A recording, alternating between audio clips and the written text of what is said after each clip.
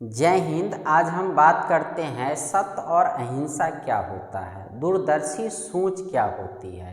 अगर हम लोग अपने भारतीय इतिहास के पन्नों को पलटे तो एक व्यक्तित्व मिलता है जिनका नाम है मोहनदास करमचंद गांधी, जिन्हें हम बापू कहते हैं, राष्ट्रपिता कहते हैं। अगर हम लोग देखने की कोशिश करें तो यह हमारे जो बापू हैं सत्य और अहिंसा के पुजारी हैं और इनकी सोच काफ़ी दूरदर्शी थी।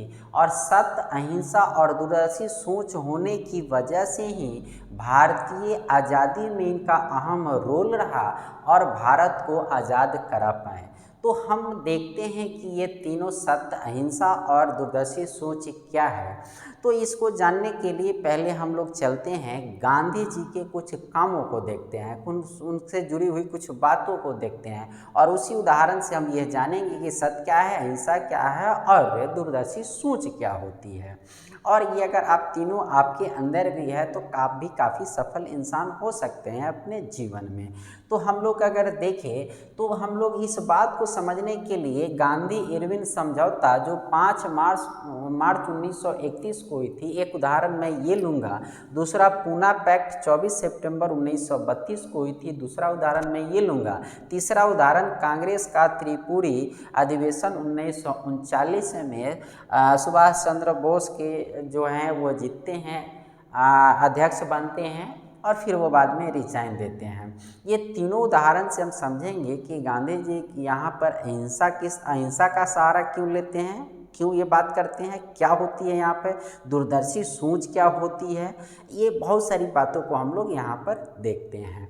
तो इससे पहले अगर हम लोग गांधी जी के बेसिक बातों को अगर देखते हैं तो हम सभी लोग जानते हैं कि 2 अक्टूबर 1869 को गुजरात के पोरबंदर में उनका जन्म हुआ था। उनका मूल नाम मोहनदास हुआ, पिताजी का नाम करमचंद गांधी हुआ, तो पूरा नाम हो गया मोहनदास करमचंद गांधी। जैसे गुजरात में एक परंपरा है कि अपने पिता के नाम के साथ जोड़कर नाम रखी जाती है, कही जाती है। जैसे हम लोग अपने माननीय प्रधानमंत्री का नाम पूरा अगर लेते हैं तो नरेंद्र दामोदर दास मोदी लेते हैं, ऐसे संक्षेप में इनका नाम क्या है हमारा, नरेंद्र मोदी। उसी तरह से गुजरात में भी मोहनदास न कह के मोहनदास करमचंद गांधी जी का पूरा नाम था। आगे चलकर इनको महात्मा टाइटल मिलता है तो महात्मा गांधी हो जाते हैं, फिर बापू मिलता है, फिर राष्ट्रपिता मिलता है, अर्धनग्न फकीर मिलता है। अनेक नामों से इनको संबोधित किया जाता है। इतने इनके अच्छे काम रहे हमारे देश की आज़ादी के प्रति, हमारे समाज के प्रति, हमारे शिक्षा के क्षेत्र के प्रति। गांधी जी का योगदान हमारे जीवन के सर्वांगीण विकास में रहा है। तो आइए हम लोग इनके बारे में देखते हैं। तो एक व्यक्ति थे जिनका नाम था रामकृष्ण गोखले। ये पेशे से वकील थे और इनकी मुलाकात होती है गांधी जी से, या गांधी जी की मुलाकात होती है गोपाल कृष्ण गोखले से। गांधी जी कहते हैं कि मुझे भारत में आज़ादी दिलानी है, भारत को लोगों को अंग्रेजों के चंगुल से बचाना है। तो गोपाल कृष्ण गोखले कहते हैं कि सबसे पहले भारत को आप जानिए, भारत के कल्चर को पहचानिए, लोगों की परिस्थितियों को देखिए, तब जाके आप आज़ादी दिला सकते हैं। क्योंकि काफ़ी गरीबी है, अशिक्षा है और ये इतना बेहद क्षेत्र है, इसमें आप कैसे इतने बड़े लेवल पर आंदोलन कर पाएंगे, इसलिए इसको पहले भारत को समझिए। तो वो गांधी जी क्या करते हैं, 1 वर्ष तक वो अपने देशों का भ्रमण करते हैं। अब आते हैं कि देसाई कौन थे। तो महादेव देसाई जो थे वो इनके सलाहकार थे, ठीक है ना। तो गोपाल कृष्ण गोखले जो उनको दिए थे यह राय, तो वहाँ पर आप यह मान सकते हैं या यह माना सकते क्या हैं ही, गांधी जी के राजनीतिक गुरु जो थे वो हमारे कौन थे, गोपाल कृष्ण गोखले थे। और महादेव देसाई क्या थे, उनके सलाहकार थे। और एक पत्रकार थे जो उनके साथ रहते थे जिनका नाम है मिलर। तो मिलर नाम के एक पत्रकार थे उनके साथ। लियो टोल्स्टॉय एक राइटर हैं और एक बहुत बड़े वो पर्सनालिटी है, व्यक्तित्व है ये भी एक। तो ये लियो टोल्स्टॉय से ही आंदोलन करने की प्रेरणा लिए थे। तो गांधी जी आंदोलन करने की प्रेरणा कहाँ से लिए थे, लियो टोल्स्टॉय से। जबकि भूख हड़ताल करने की प्रेरणा रस्किन से लिए हुए थे। तो महात्मा गांधी भूख हड़ताल करने की प्रेरणा कहाँ से लिए थे, रस्किन से लिए हुए थे। अब इनकी जो सबसे मूल मंत्र है, मूल मोटो है सत्य और अहिंसा, ये प्रेरणा कहाँ से लिए थे? तो ये प्रेरणा बौद्ध और जैन धर्मों से लिए हुए थे। बौद्ध और जैन धर्म दोनों अहिंसा को मानता है, हिंसा दोनों में वर्जित है, यानी हिंसा आप नहीं करना। हिंसा का मतलब खून खराबा, जीवों की हत्या, ये सब नहीं करनी है। लेकिन अगर बौद्ध और जैन में देखें तो बौद्ध जो है मध्यमार्गी मान को चुनते हैं, जबकि जैन जो है वो कट्टर अहिंसा के प्रति है। अहिंसा बहुत बड़े पैमाने पर उसको मानते हैं, यानी एक छोटी सी जीव को भी हत्या वो क्या है, वर्जित है उनके लिए, नहीं करना है। उदाहरण के तौर पर किस खेती आप करते हैं उसमें जीवों की हत्या हो जाती है, कीड़े मकोड़े मर जाते हैं, तो जैन धर्म यहाँ पर मानता है कि ये भी आप नहीं करते हैं। इसीलिए जैनियों के देखते हैं कि कृषि कार्य नहीं करते हैं। सभी जैन जो आज के डेट में अगर भारत में देखें तो 35 से 50 लाख के 35 से 40 लाख के आसपास तो जैन समुदाय के लोगों की संख्या है। लेकिन वह व्यापारी मिलेंगे, पूंजीपति मिलेंगे, व्यवसायिक वर्ग मिलेंगे, सब मिलेंगे, लेकिन किसान जल्दी नहीं मिलते हैं। और उनकी सामाजिक, आर्थिक, शैक्षणिक सभी स्तर से वो लोग काफ़ी उन्नत विकसित हैं, वो हर जगह पर उत्तम है वो। तो ये जैन समुदाय, जैन धर्म से गांधी जी अहिंसा का कंसेप्ट लेते हैं। तो ये बात हो गई कौन कहाँ से क्या लेते हैं ये गांधी जी, ये बात करते हैं। गोपाल कृष्ण गोखले के कहने पर गांधी जी क्या होते हैं कि भारत के यात्रा पर निकलते हैं। और आप जानते हैं कि गांधी जी जो भारत में हैं वह 9 जनवरी 1915 को भारत साउथ अफ्रीका से रिटर्न आते हैं। और इसी दिन हम लोग क्या मनाते हैं, भारतीय प्रवासी दिवस मनाते हैं हम लोग, क्योंकि उस दिन हम भारत में गांधी जी का पदार्पण हुआ था। तो गांधी जी जब 9 जनवरी 1915 को भारत आए और उसके बाद वह क्या हुए कि देश के भ्रमण पर निकले, यहाँ के कल्चर को देखें, यहाँ की संस्कृति को समझें और इसको देखें तो कहें कि यहाँ पर अशिक्षा काफ़ी है, गरीबी काफ़ी है। और वो अपना सूट बूट जो था, वो लिबास जो था वो अमीरों की, वो सब त्याग दिए और यहाँ की भारत की पहनावा को ही अपना लिए और वह आजीवन एक धोती में अपना जीवन व्यतीत कर दिए। तो वो धोती का कंसेप्ट जो ले लिए भारत की कल्चर को रिप्रेजेंट करता है। या ऐसा नहीं है कि गांधी जी के पास कपड़े नहीं थे इसलिए वो एक धोती पहनते थे, उनके पास आप समझ सकते हैं कि उस ज़माने में आज से 150 बरस पहले इंग्लैंड पढ़ने गए थे। आज हम लोग इंग्लैंड का नाम सुनते हैं, सोचते हैं कि कभी घूमने भी जाते, आज भी हम लोग नहीं जा सकते हैं। उस समय गांधी जी गए थे तो क्या चीज़ की कमी थी, लेकिन वो भारत की समस्याओं को देखकर एकदम भारतीय हो गए और भारत की संस्कृति उनके रग रग में बस गई। और वो क्या थे कि पूरी तरह से जो आम जनता की जो पहनावा थी धोती, उसको वो अपने जीवन भर के लिए अपना लिए। तो ये है 9 जनवरी 1915 को आते हैं। 1916 को लखनऊ अधिवेशन होता है। लखनऊ किसका अधिवेशन होता है, कांग्रेस का अधिवेशन होता है। तो आप जानते हैं कि कांग्रेस पार्टी की जो स्थापना थी वह 1885 ईस्वी में हो चुकी थी। और 1885 ईस्वी में जो कांग्रेस की स्थापना हुई, तो अगर हम लोग यहाँ पर देखें कि भारतीय स्वतंत्रता संग्राम को अगर देखने की कोशिश करें तो हम लोग यहाँ पर एक चीज़ देख सकते हैं कि 3 चरण में हम लोग बांट सकते हैं। एक चरण बांट सकते हैं उदारवादी चरण।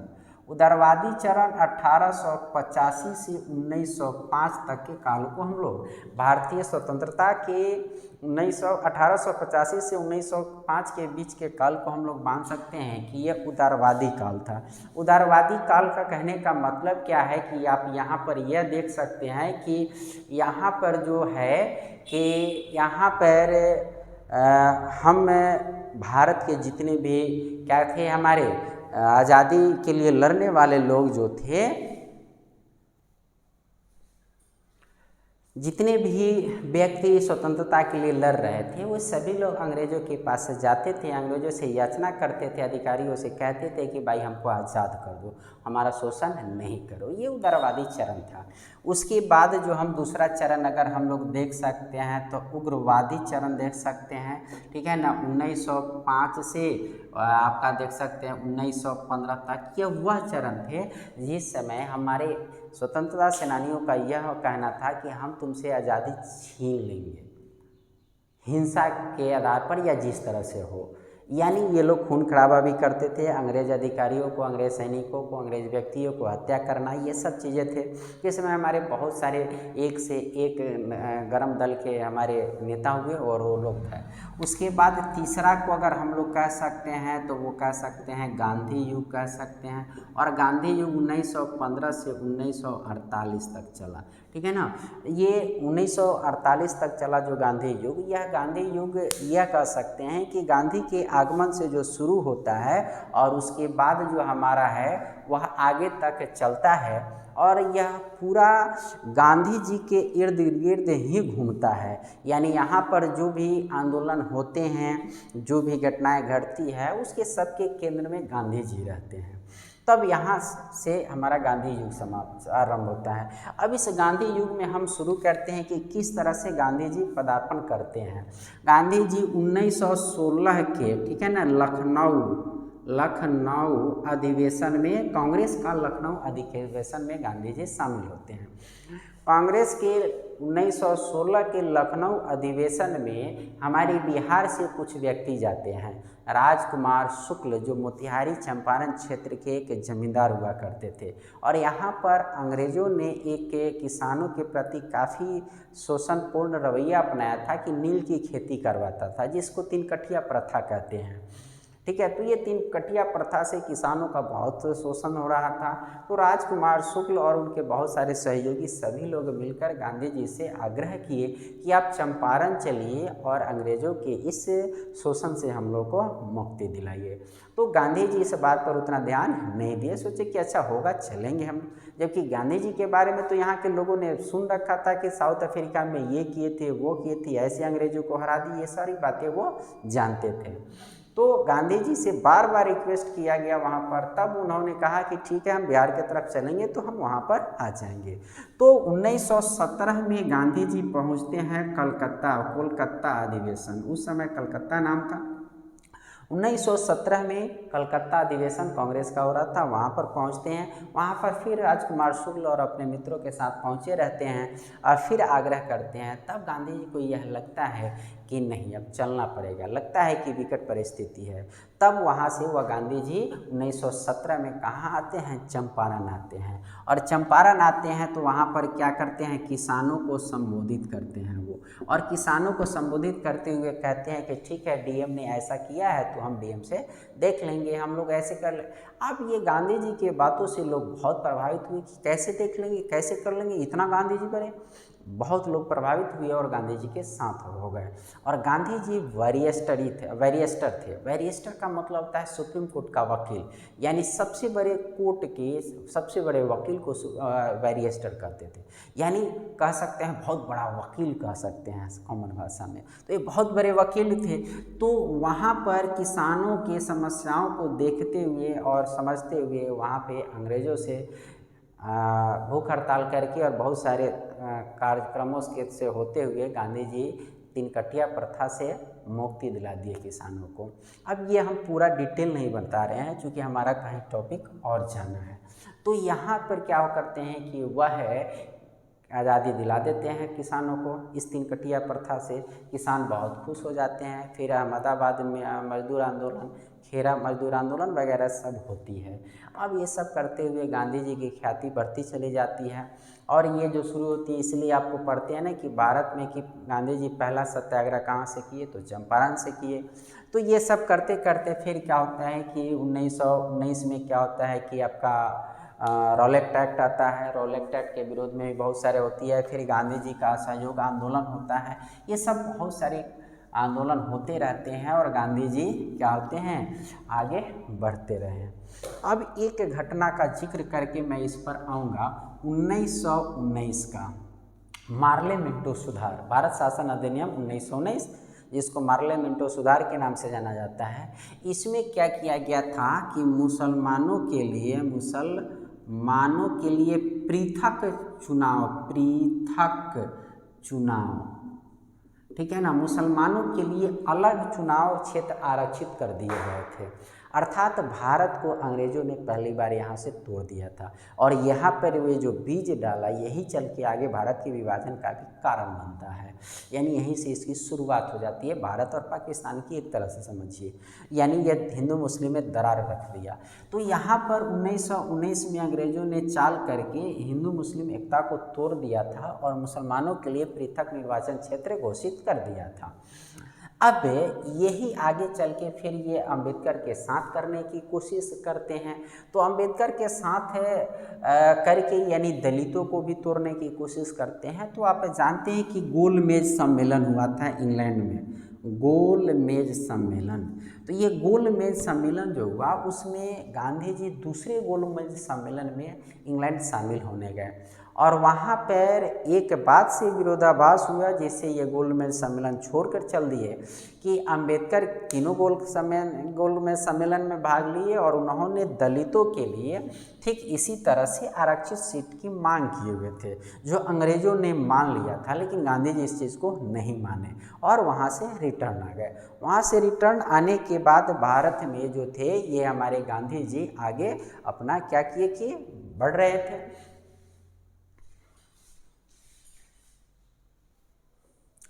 अब ये दूसरे गोलमेज सम्मेलन में जो अंग्रेज़ों ने अंबेडकर की बातों को जब मान लिया तो अंबेडकर की इस बातों को मानने से अब यह तय हो गया कि भारत में क्या होगा कि यहाँ पर भी हमारा अब मुस्लिमों के साथ साथ अब एक और क्षेत्र आरक्षित हो जाएंगे जो दलितों के लिए होंगे। यानी अब भारत के 3 टुकड़ों में भारत के समुदाय को ये बांटने का चाल चल दिए थे। अब इसके विरोध में गांधी जी क्या हुए कि यरवदा जेल में भूख हड़ताल पर बैठ गए। अंबेडकर साहब ये कहते थे कि हमको आरक्षित सीट चाहिए, जिसको अंग्रेज़ों ने मान लिया था, और गांधी जी कहते थे कि नहीं, यह नहीं है होना चाहिए। तब क्या हुआ कि भूख हड़ताल पर बैठ गए। या गांधी जी नहीं मान रहे थे तो अंबेडकर जी देखे कि अब गांधी जी अब बहुत बुरे हालत में चले गए हैं। तो गांधी जी से बात करने के लिए जब तैयार हुए तो गांधी जी से एक सहमति हुई, समझौता हुआ, जिसको पूना पैक्ट कहते हैं। तो 24 सितंबर 1932 को पूना पैक्ट हुआ, ठीक है ना। और ये पूना पैक्ट होने से पहले जो मैंने बताया कि अंग्रेज़ों ने गांधी जी अंबेडकर की जो बातों को मान लिया था, उसके लिए उसने 16 अगस्त 1932 के कम्युनल अवार्ड की घोषणा किया था, सांप्रदायिक पंचायत जिसे कहते हैं। और इसमें दलितों के लिए अलग निर्वाचन मंडल की घोषणा कर दिया था और उसमें दलितों के लिए जो किया था वो 71 सीट पर आरक्षित कर दिया था और 11% से 18% सीटें उनके आरक्षित कर दिए थे।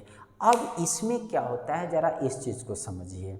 अब ये गांधी जी यहाँ पर देखते हैं क्या कि अगर यह सफल रहा अंग्रेज़ों का चाल तो आगे चलकर क्या होगा कि जिस तरह से मुसलमान भाई हम से हट गए उसी तरह से दलित भाई भी हट जाएंगे, अब 3 समुदाय हो जाएंगे।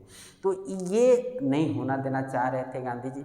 तो ये गांधी जी और अंबेडकर जी के बीच में जो ये सम्मेलन समझौता हुआ उसको पूना पैक्ट समझौता के नाम से जाने जाते हैं। और यहाँ पर गांधी जी क्या करते हैं कि अंबेडकर को समझाते हैं कि देखिए आप जो है 71 सीट पर तैयार है ना, हम आपको 71 के जगह पर 148 देते हैं। अंबेडकर आश्चर्य के 148, दलित भाई कह रहे हैं 148, गांधी जी तो बड़े अच्छे हैं, वो तो अंग्रेज 71 दे रहा है, गांधी जी तो 148 दे रहे हैं। अब ये बहुत अच्छा है गांधी जी, तो ये 148 पर, लेकिन गांधी जी कहें कि आप 71 जो सीट आरक्षित करवा रहे हैं वो कि ये सीट से हरिजन आएंगी, ये नहीं करवाइए आप टोटल में 148 देंगे, लेकिन किस जगह पर कहाँ होगा। 148 कैंडिडेट दलित समुदाय से होंगे, इसमें 71 सीट यानी स्थान रिजर्व कर दिया गया था। इसमें 148 कैंडिडेट आपको दलित से दिए जाएंगे, लेकिन कहीं भी आरक्षित सीट नहीं होगी कि इस क्षेत्र में दलित लड़ेंगे, इस क्षेत्र में दलित लड़ेंगे या वहाँ पर समान लड़ेंगे, ये नहीं होगा। तो ये तो फिक्स कर दिया गया था। तब ये जो अब गांधी जी 148 दिए और ये सारी बातों को समझाए और अम्बेडकर को यह समझाए कि देखिए यह अंग्रेज़ों की चाल है हम लोगों के भी बांटने की। इस बातों से समझ में गए और तब जाकर गांधी जी की बातों को मानकर अम्बेडकर अपनी बातों को वापस लिए और ये सब बात समझौता हो गई। तो यहाँ पर आप देखिए कि गांधी जी अच्छी तरह से 1909 के चालों को समझे थे और आगे भी इस कम्युनल अवार्ड का क्या परिणाम होगा वह दूर तक का बात समझ गए, आगे क्या होगा इस चीज़ को समझ गए। यानी ये दूरदर्शी सोच थी उनकी। अगर ये नहीं होती तो अंग्रेज़ों ने तो चाल चला ही था ये समाज को भी बांटने का, बांट तो दिए ही थे। अब यहाँ से आगे बढ़ते हैं। इससे पहले एक घटना और को देख लेते हैं, गांधी इरविन समझौता। ये 5 मार्च 1931 को होता है। गांधी इरविन समझौता। इरविन क्या थे? उस समय भारत के वायसराय थे। इरविन भारत के वायसराय थे और इरविन और गांधी के बीच में एक समझौता हुआ। वो यह समझौता यह हुआ कि इस बहुत सारी बातें हुई समझौता में, लेकिन मुझे ये दिखना है कि सिर्फ अहिंसा और दूरदर्शी सोच कहाँ से झलकती है इस चीज़ को मैं देख रहा हूँ यहाँ। तो गांधी इरविन समझौता जो हुआ वो 5 मार्च 1931 को। इसमें मुख्य एक बात को अगर हम यहाँ से निकाल कर लेकर चले तो इरविन इस बात पर सहमत हो गए कि हम राजनीतिक कैदी को रिहा कर देंगे, ठीक है ना, लेकिन हिंसा जो किए हुए हैं उस कैदी को नहीं रिहा करेंगे। गांधी जी सोचे कि ठीक है राजनीतिक कैदी को रिहा करेंगे। भगत सिंह राजनीतिक कैदी हैं, वो रिहा हो जाएंगे, ठीक है। भगत सिंह क्या किए थे? 1928 में भगत सिंह जॉन सैंडर्स की हत्या किए हुए थे। इसको लेकर वो जेल में बंद थे। गांधी इरविन समझौता में ये हुआ कि राजनीतिक कैदी को छोड़ा जाएगा। अब राजनीतिक कैदी को छोड़ने की बात हुई। यहाँ पर दो बातें लोग कहते हैं। एक बात कहते हैं कि गांधी जी ने भगत सिंह को नहीं बचाया। देखिए यहाँ क्यों नहीं बचाएं कि बचाएं, क्या बात मैटर थी इसको समझिए। पहला तो अंग्रेज़ों ने चाल चल दिया। उसने कहा कि हम राजनीतिक कैदी को छोड़ेंगे। गांधी जी ये समझे कि ये राजनीतिक कैदी को छोड़ेगा भगत सिंह आज़ाद हो जाएंगे, लेकिन ये अंग्रेज़ों ने गांधी जी को भगत सिंह को नहीं छोड़ा, बाकी सबको राजनीतिक कैदियों को। यह कहकर भगत सिंह को नहीं छोड़ा कि भगत सिंह राजनीतिक कैदी नहीं है। कैसे नहीं है? क्योंकि वो सैंडर्स की हत्या किए थे, वो हिंसक कार्य किए हुए हैं। यह बहुत बड़ी छल थी अंग्रेज़ों की। अब इससे क्या हुआ कि भगत सिंह बाहर जेल से नहीं आए। पहला कारण ये तो एक चाल चल रही जिसके वजह से भगत सिंह को फांसी पर लटका दिया वो।